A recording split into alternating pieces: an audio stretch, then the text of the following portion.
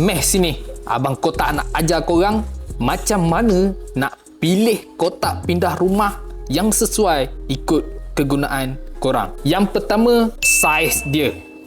Dia janganlah terlalu besar dan jangan terlalu kecil. Biar sederhana macam ni.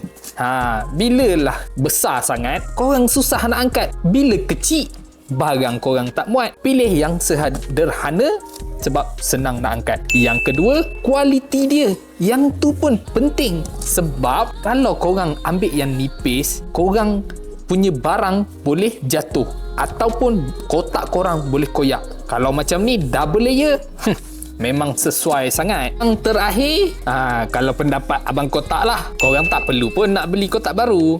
Just cuma pakai kotak terpakai saja dah mencukupi. Tu semua bergantung pada duit korang. Kalau korang ada bajet lebih, korang belilah kotak baru. Kalau tak ada, pakai je yang terpakai, jimat dan mesra alam.